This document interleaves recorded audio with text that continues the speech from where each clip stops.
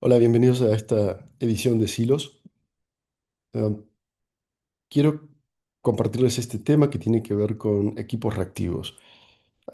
Escucho cada vez más que esto comienza a ser una preocupación compartida en tres, por lo menos, diferentes clientes.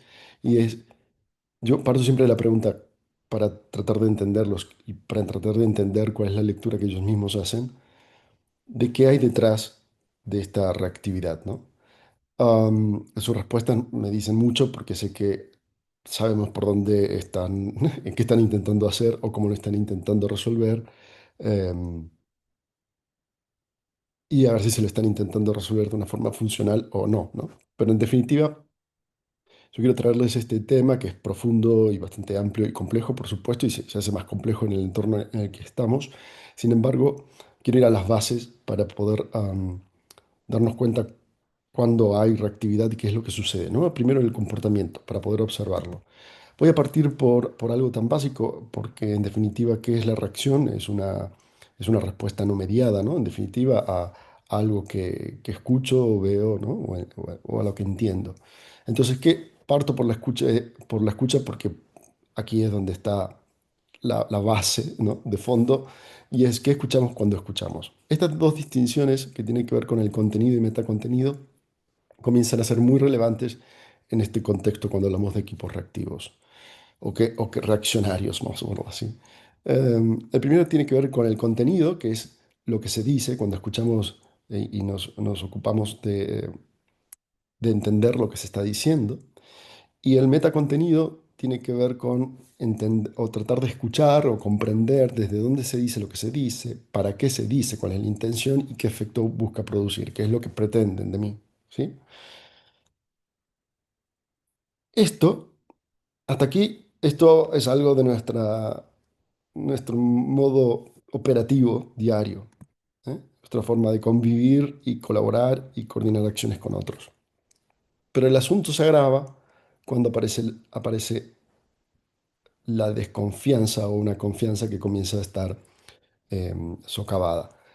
Cuando hay confianza, un equipo se preocupa por tener información, datos, narrativa, argumentos, es decir, se escucha para comprender, ganar claridad, dirección, asegurar resultados.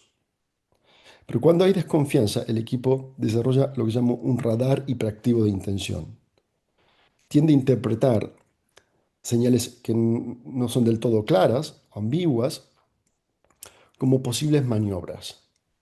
Y se escucha aquí ya no para comprender, sino para detectar. Esto es un mecanismo automático, ¿sí? El resultado es que reduce apertura, aumenta la autoprotección, filtra información, interpreta gestos como posibles maniobras, sustituye la exploración por vigilancia, ¿vale? Ahí verán que cuando preguntamos, hay preguntas y no, pero entonces lo que quieren, y comienzan a ver como afirmaciones, ¿no? Como nos asignan intenciones. Lo que tienes, lo que nos estás pidiendo, y es como, en vez de preocuparse por entender, lo que están haciendo es defendiéndose, ¿no? Y, y dando, y y reaccionando, en definitiva. Entonces, la desconfianza aquí reconfigura el modo de percepción del campo. Aquí es donde cuando se instala y comienza a ser sostenida, eh, el campo reacciona de esta forma, ¿vale? Y entonces, claro, ya no están escuchando para comprender, están escuchando para... Por eso hago esta distinción, porque es lo primero que necesitamos desarticular cuando trabajamos en esto. No es la desconfianza per se, porque es síntoma, sino qué es lo que está ocurriendo, cuál es el mecanismo de base, ¿no?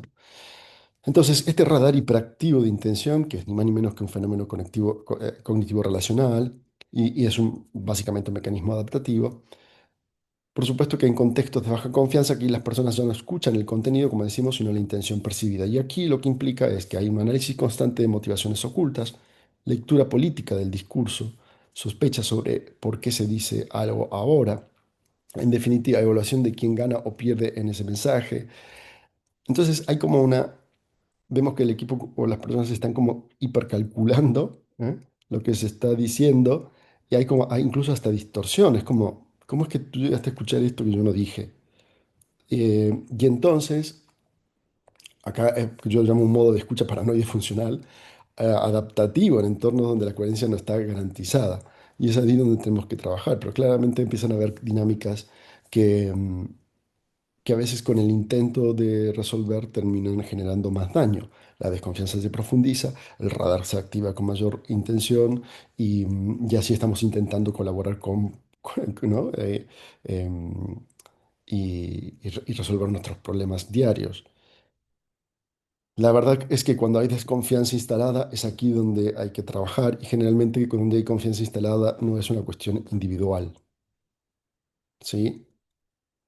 Digo esto porque con frecuencia escucho donde a veces como se intenta reducir y colocar la desconfianza como en uno de de las personas del equipo o en dos, ¿no? Que no es todo el equipo, pero hay dos, tres personas que contagian todo. Y la realidad es que esto es el equipo, este es el sistema, esto es lo que nos sucede, no le sucede, no es el equipo, no soy yo, no, se instaló y comienza a funcionar. Y por supuesto, aquí el rol del liderazgo de quien tiene la responsabilidad de conducción es más clave que nunca porque es la que puede seguir empeorando la situación, básicamente, ¿no? Por eso cuando trabajamos desde Canvas for You, tanto en lo formativo como en consultoría, la preocupación es no seguir generando más problemas y comenzar a cambiar esa dinámica, ¿sí? No pretendiendo que el otro cambie primero, porque si no, esto no va a funcionar generalmente. No funciona así. Yo pretendo que con discursos sobre la actitud o dándoles más formación, o sea, todo lo que yo pueda hacer para que intentar que el otro cambie, ¿sí? Partiendo de la base de que el problema es del otro, lo que va a ocurrir es generar más reacción, porque recuerden que el otro está leyendo que hay una intención no positiva de mi parte. Entonces, así les regale un fin de semana, empezarán a cerrar que quiere algo de nosotros, vas a ver cómo la próxima semana nos pide el doble de trabajo. Entonces, claro, hagamos lo que hagamos, no tiene mucho sentido si no lo estamos trabajando de una manera eh, con mayor profundidad con estrategia, ¿vale? Detrás de esto. Entonces, la reactividad, y con esto quiero cerrar por ahora, para no hacerlo muy largo, la reactividad para mí de un equipo es síntoma, siempre es síntoma, no es una cuestión de uno o dos, ¿vale? Y lo que suele haber detrás es desconfianza. Hay que decirlo, hay desconfianza. Nos guste o no nos guste. Y hagamos, aunque hagamos toda la intención positiva y a veces eso no basta, ¿sí? Y yo entiendo que cuando tenemos intención positiva y intentamos tener acciones y el otro lee esas acciones como con intención negativa y me las adjudica, pues automáticamente yo voy a reaccionar también. Esto es prácticamente lo que sucede en todas nuestras relaciones. Y es donde aquí quien tiene mayor conocimiento y comprensión es donde tiene que parar para moverse desde el lugar en el cual quizás sin darse cuenta se ha colocado. Entonces, la reactividad no es un rasgo colectivo, no es que es un problema del equipo, no es que el equipo no es, ¿no? Sino es un indicador de estrés relacional del campo. El campo está estresado en este sentido, en términos teóricos, pero vamos, hablamos de estrés. Y aquí la desconfianza, insisto, no es una condición, perdón, es una condición sistémica y no una emoción aislada, que con frecuencia se trata y se aborda la confianza desde un lugar cognitivo, o desde la comunicación o desde lo emocional, pero aquí esto es mucho más complejo y requiere una intervención con una mirada mucho más sistémica, con un conocimiento profundo de las relaciones y las dinámicas relacionales, en contextos sobre todo que aquí la explicación que yo les he hecho es una explicación que está extraída y extraída, pero la verdad que en contextos cada organización es distinta y la complejidad de cada equipo también y cada organización también y el espacio donde se encuentran también, con lo cual todo eso son generalmente agravantes, vamos a ponerlo así en términos jurídicos, eh, pero que condicionan muchísimo, ¿sí? En la forma en cómo se interviene y se trabaja sobre esto. Pero cuando entendemos que donde hay reactividad hay desconfianza, y podemos detenernos y decir, ¿qué está pasando con esta desconfianza? Podemos detectar cuándo surgió, en qué momento se activó, podemos escuchar con claridad de qué se desconfía en particular, qué cree el otro que que yo intento hacer, qué es lo que el otro cree que yo pienso y no digo, qué es lo que el otro, ¿vale? Porque si esto no lo tenemos claro, lo que estamos intentando hacer es, vamos, resolver el problema lo inmediatamente posible y de una forma rápida y automática. Y la verdad es que no hay respuestas, perdón, no hay resoluciones automáticas e inmediatas, ¿no? Tampoco son eternas. Pero por eso digo, cuando hay un proceso, un mecanismo y hay una estrategia, ¿no? Y hay metodología para abordarlos, pues se pueden dar pasos muy serios y seguros para reducir la reactividad y mejorar los niveles de confianza en la organización. Insisto, esto es sistémico, no es algo de un equipo, de una persona o de dos. Cuando digo esto, generalmente me dicen no, pero y yo digo, es verdad que hay personas que tienden como a mostrarse más reactivas que otras del equipo. El otro dice, no dice nada, pero entonces el reactivo solamente es uno, pero que uno se muestre y el otro no lo muestre no significa que ambos no haya desconfianza o el mismo, incluso hasta podríamos decir el mismo nivel de desconfianza o una desconfianza compartida, ahí está, entre ambos, ¿vale? Con lo cual, por eso hago énfasis en esto.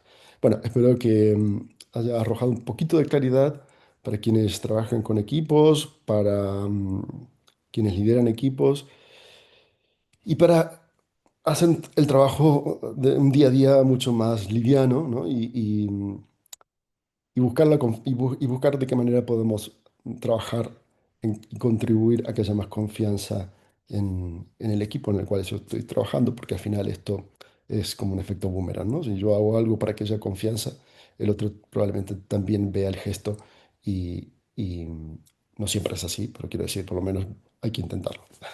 Nos vemos en la próxima edición de Silos y espero que les haya gustado este contenido. Hasta la próxima, soy Ezequiel Ponce Llovine, fundador y CEO de Canvas for You. Y, y nos vemos la próxima. Ahora sí.